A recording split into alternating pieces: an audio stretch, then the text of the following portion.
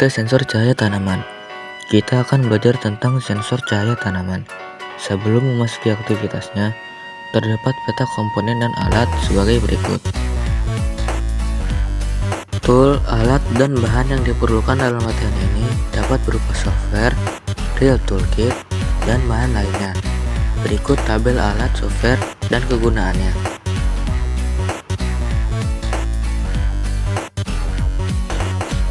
1. Modul sensor suhu dan kelembapan DHT11.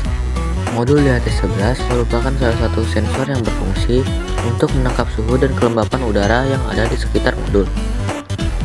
Modul DHT11 memiliki 3 kaki pin untuk mengaksesnya. DHT11 adalah sensor suhu dan kelembapan yang disusun dari 2 buah komponen, yaitu sensor kapasitif yang berfungsi sebagai pengukur kelembapan udara dan termistor jenis NTC negatif temperatur koefisien yang berfungsi sebagai pengukur suhu. NTC adalah sebuah resistor di mana hambatan yang ada pada resistor akan bergantung pada suhu yang ada di sekitarnya. Hambatan yang ada pada NTC akan makin besar ketika suhu yang ada di sekitar NTC rendah, dan sebaliknya hambatan akan semakin kecil ketika suhu yang ada di sekitarnya tinggi.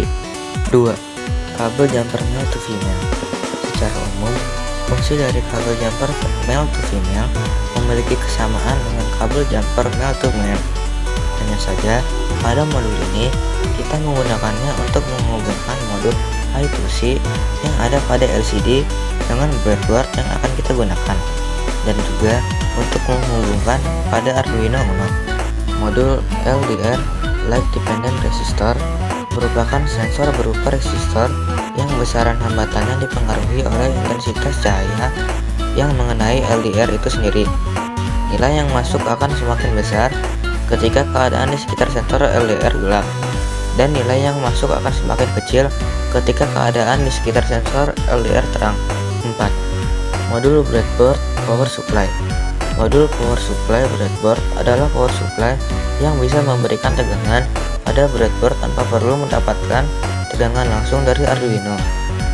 Power supply breadboard bisa memenuhi keperluan suplai tegangan pada breadboard tanpa harus menancapkannya pada pin 5V atau 3.3V pada Arduino.